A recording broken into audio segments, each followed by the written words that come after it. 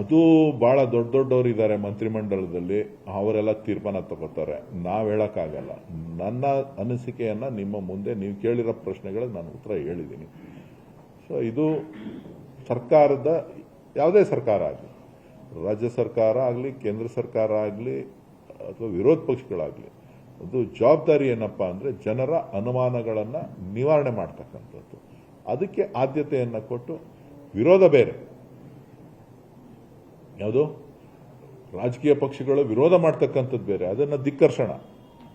ಆದರೆ ಅನುಮಾನಗಳನ್ನ ಬಗೆಹರಿಸುವಂತ ಕೆಲಸ ಆದ್ಯತೆಯನ್ನ ಸರ್ಕಾರ ಕೊಡಬೇಕು. ವರದಿಯ ಮೂಲ ಪ್ರತಿ ಬಗ್ಗೆ ಚರ್ಚೆ ಆಗ್ತಾ ಇದೆ ಸರ್. ವರದಿಯ ಮೂಲ ಪ್ರತಿ ಸಿದ್ದರಾಮಯ್ಯ ಹತ್ರನೇ ಇದೆ ಅಂತ. ಅಲ್ಲಪ್ಪ, ಅಶೋಕ್ ಅವರು ಕ್ಯಾಬಿನೆಟ್ ಅಲ್ಲಿ ಇದ್ರು, ಬೊಮ್ಮಾಯಿ ಅವರು ಕ್ಯಾಬಿನೆಟ್ ಅಲ್ಲಿ ಇದ್ರು, ಸುನೀಲ್ ಅವರು ಬೊಮ್ಮಾಯಿ ಅವ್ರ ಕ್ಯಾಬಿನೆಟ್ ಅಲ್ಲಿ ಇದ್ರು, ಇದ್ರಾ ಇಲ್ವಾ? ಅವರಿಬ್ರು ಕೂಡ ಮಧ್ಯಂತರ ವರದಿಯನ್ನ ಒಪ್ಕೊಂಡು ಸರ್ಕಾರ ಗೆಜೆಟ್ ನೋಟಿಫಿಕೇಶನ್ ಅನ್ನ ಮುಸ್ಲಿಮರಿಗೆ 4% ಅದೇನೋ ಒಂದು ಆದೇಶ ಮಾಡಿದ್ರಲ್ಲ, ಯಾವ ಆಧಾರದ ಮೇಲೆ ಮಾಡಿದ್ರು?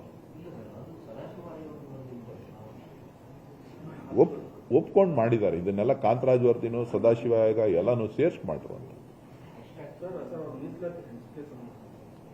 ಎಲ್ಲ ಆಮೇಲೆ ಮಾತಾಡೋಣ ನಡ್ರಿ, ಸಾಕು ನಡ್ರಿ. ಜನ ಜಾಸ್ತಿ ಬಂದ್ಬಿಟ್ರು, ನೀವೆಲ್ಲ ಇದ್ದೀರಿ ಅಂತ.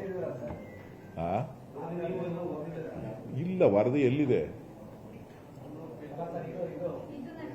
ಇಲ್ಲಪ್ಪ, ಇವ್ರು ಯಾರ ಲಾಯರ್ಗಳು ಒಂದ್ 2-3 ಪಾಯಿಂಟ್ ಹಾಕೊಟ್ರು, ಅದನ್ನೇ ನೋಡಿದ್ವಿ. ಇದನ್ನ ಓದೋ ಅಷ್ಟೊತ್ತಿಗೆ ನಾನು ವಯಸ್ಸಾಗೋಯ್ತು.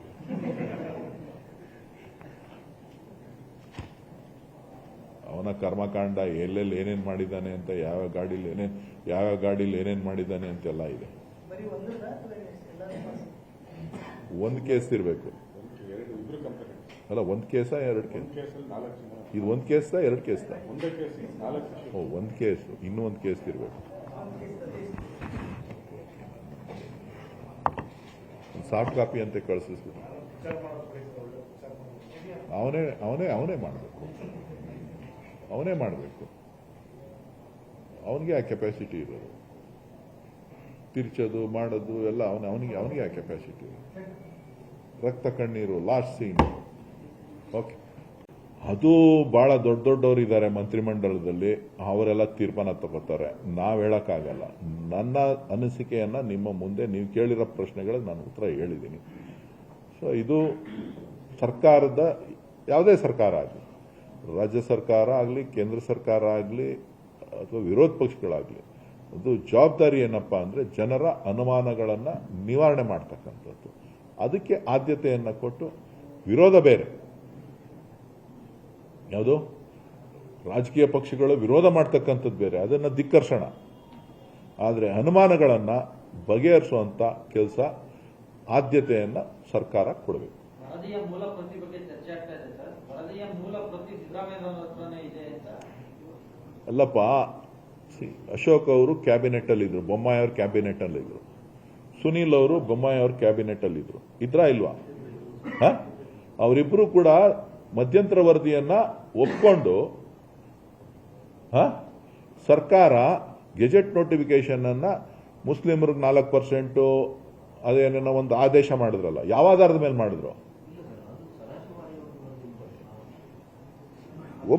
ಒಪ್ಕೊಂಡು ಮಾಡಿದ್ದಾರೆ. ಇದನ್ನೆಲ್ಲ ಕಾಂತರಾಜ್ ವರದಿನೂ ಸದಾಶಿವ ಆಯೋಗ ಎಲ್ಲಾನು ಸೇರ್ಸ್ ಮಾಡ್ರು ಅಂತ. ಎಲ್ಲ ಆಮೇಲೆ ಮಾತಾಡೋಣ ನಡ್ರಿ, ಸಾಕು ನಡ್ರಿ. ಜನ ಜಾಸ್ತಿ ಬಂದ್ಬಿಟ್ರು, ನೀವೆಲ್ಲ ಇದ್ದೀರಿ ಅಂತ. ಇಲ್ಲ, ವರದಿ ಎಲ್ಲಿದೆ?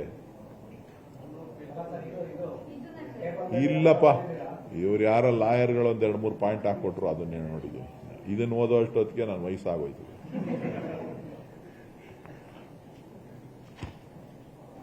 ಅವನ ಕರ್ಮಕಾಂಡ ಎಲ್ಲೆಲ್ಲಿ ಏನೇನ್ ಮಾಡಿದ್ದಾನೆ ಅಂತ, ಯಾವ ಗಾಡಿಲಿ ಏನೇನ್ ಮಾಡಿದ್ದಾನೆ ಅಂತೆಲ್ಲ ಇದೆ. ಒಂದ್ ಕೇಸ್ ಇರ್ಬೇಕು. ಅಲ್ಲ, ಒಂದ್ ಕೇಸ 2 ಕೇಸ್? ಇದು ಒಂದ್ ಕೇಸ್ 2 ಕೇಸ್? ಒಂದ್ ಕೇಸ್, ಇನ್ನೂ ಒಂದ್ ಕೇಸ್ ಇರ್ಬೇಕು. ಸಾಫ್ಟ್ ಕಾಪಿ ಅಂತ ಕಳಿಸ್ಬಿಟ್ಟು ಅವನೇ